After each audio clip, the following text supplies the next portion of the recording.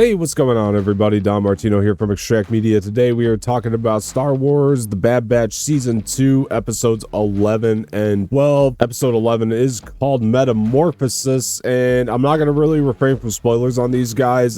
Just to let you know right off the bat, I hope that you tune out if you haven't seen the episodes, but then again, if you just don't care and you want to hear my thoughts before you check them out, that's fine. Stick around then too. So Episode 11, Metamorphosis, is directed by Brad Rout and Saul Ruiz, and this episode really kind of played like a Star Wars horror film for me a little bit. Like, definitely got Resident Evil vibes with this creature walking around. It was like survival horror, which is something that I was just really into. And it was fun, I mean, for sure. But the biggest thing about this episode is the stuff that was going on Mount Tantus. We're definitely getting a lot more information about a possible contingency plan for the Emperor. We don't know, but it seems to be leading up to the events of the Rise of Skywalker for sure, or trying to tie into that anyway. And it's just interesting that the Emperor wants something done with clones on this planet, and honestly, this is probably the best way to go about trying to fill those plot holes of episode 9. Honestly, is trying to just fill it in by putting little things in different Star Wars projects. The Emperor's back. Why? I don't know. And then now we're getting these little nuggets of detail to try to piece that together. But yeah, overall, this episode was fun. It's kind of a one-off mission episode. Again, doesn't really tie into anything bigger except for, like I said, the cloning stuff. Overall, everything going on with the Bad Batch, though, seems to be pretty self-contained for the most part. And like, I didn't hate watching it. It's just, again, these like fillery episodes, and they're just kind of using the Bad Batch as this conduit to try to explain things from other Star Wars projects. And I don't know, I think at this point I was still just looking for more story, even though I'm happy to get those little nuggets here and there to some degree at this point. It just seems like a poor excuse. Like, I would like something that's more connected to the Rise of Skywalker proper to explain the plot holes of the Rise of Skywalker to me. Other than that, I just didn't find much value in the episode. I mean, again, it's